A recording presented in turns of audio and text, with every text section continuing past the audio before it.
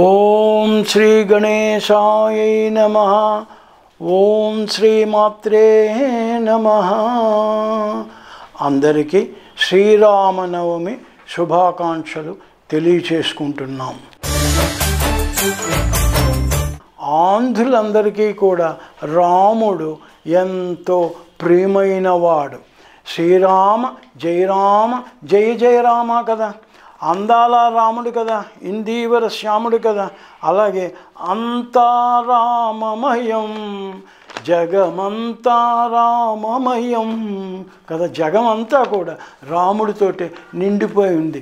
అండాండాలు పిండాండాలు బ్రహ్మాండాలన్నీ ఆయనే అని మనకు తెలియచెప్పారు శ్రీ రామదాసు గారు. ఈ జాతి ఆశ ధ్యాస అలాగే శ్వాస అంతా కూడా రామమయమే కదా. తక్కువేమి మనకు రాముండు ఒకడుండు వరకు అని రామదాసు గారు గానం చేశారు. అలాగే రాముడు అయోధ్యలోనే లేడయ్యా, అందరి అంతరంగాల్లోనే ఉన్నాడు. ప్రత్యేకించి ఆంధ్రులు తెలుగువారి ఆత్మలో పిలిస్తే పలుకుతాడు రాముడు మన దేవుడు. మనకు రామనామాన్ని ఉగ్గుపాలతో రంగరించి పాడుతుంది మన అమ్మ. రామలాలి మేఘ శ్యామలాలి.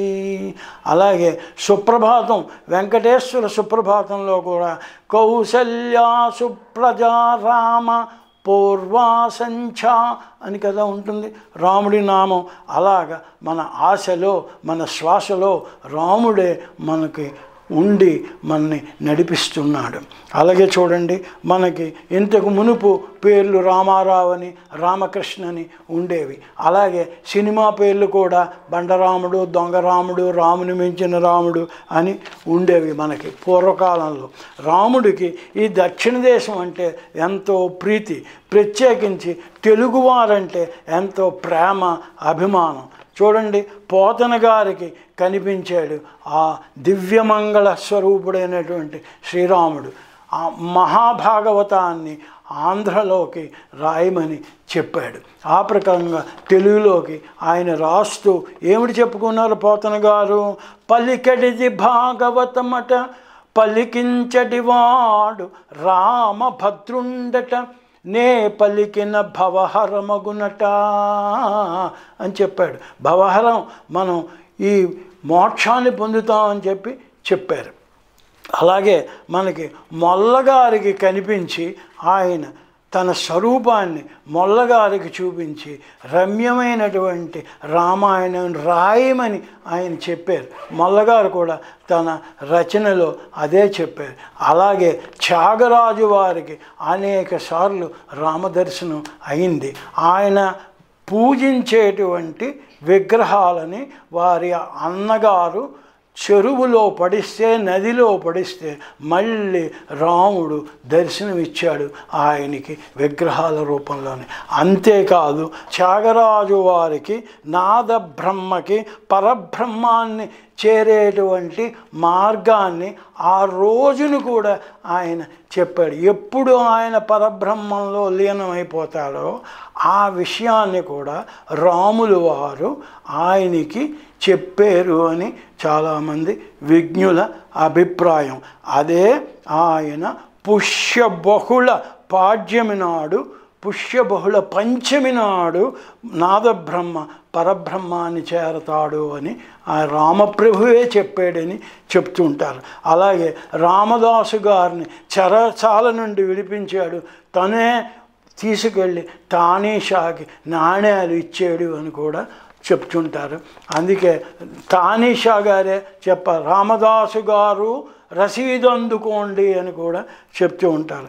అలాగే భద్రుని కూడా దర్శనమిచ్చాడు ఆ రామచంద్ర ప్రభు. అందుకే మనం భద్రాచలంలో సీతారాముల వారి కళ్యాణం చేయిస్తూ ఉంటాం. ఇలాగ ఆంధ్రులందరికీ ప్రియమైన వాడు, అంతరంగంలోనే ఉండేవాడు, పిలిస్తే పలికే దైవం రామచంద్రమూర్తి. రామదాసు గారు తన రామనామం గురించి ఎంతలా రాశారో మనం ఈ పద్యంలో చూద్దామా ఇప్పుడు? జుర్యద రామనామమును జుర్యద మీ కథామృతము జుర్యద మీ పద పంకజతోయమున్ జుర్యద రామనామమున జొబ్బిలుచున్న సుధారసంబు నే జుర్యద జుర్రు జుర్రు గరుచుల్ కనువారి పదంబు కూర్చవే తర్రులతోడి పొత్తిడక దశరథి కరుణాపయోనిధి అని చెప్పి ఆయన చెప్పారు. రామనామం అలా జురుతూ ఉండడమే. పాల కన్నా, పంచదార చిలకల కన్నా, కదళీ ఫలాల కన్నా నీ నామనామం ఎంతో రుచిసుమా అని కదా మనకి పద్యాలు ఉన్నాయి, మనకి పాటలు కూడా ఉన్నాయి కదా. అది పాలు మీగడల కన్నా పంచదార చిలకల కన్నా రే నామ శ్రీరామ నీ నామెంతో రుచిరా ఎంతో రుచి ఎంతో రుచి ఎంతో రుచిరా అని చెప్తున్నారు. ఈ పద్యం తాలూకా అర్థం చూద్దామా. జుర్రద మీ కథామృతమును నీ చరిత్రమనే అమృతాన్ని జుర్రుతాను, నీ పాద తీర్థాన్ని నీ నామములందు సేవించుచున్న అమృతాన్ని జుర్రుతాను. అదే కదా అనుకున్నాం. అలాగే నీ చరిత్రాదులను అమృతమును జుర్రు రుచి తెలుసుకొనిన మహనీయుల దివ్య గతిని నాకు చూపించయ్యా. నీ ద్వారా ముక్తి పొందిన వారు మహనీయుల దారి నాకు చూపించవయ్యా. అంతేగాని తర్రులతోటి పొత్తిడక నీచులతోటి మూర్ఖులతోటి నాకు పొత్తు కుదర్చకు.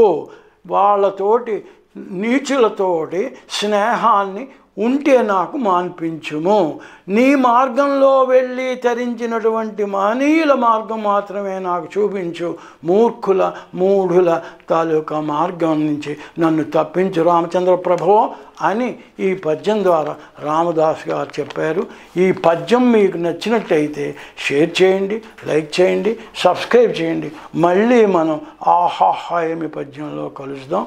అందరికీ నమస్కారం. మీ అభిప్రాయాలను కామెంట్ బాక్స్లో తెలియచేయవలసిందిగా మరోసారి కోరుతున్నాను.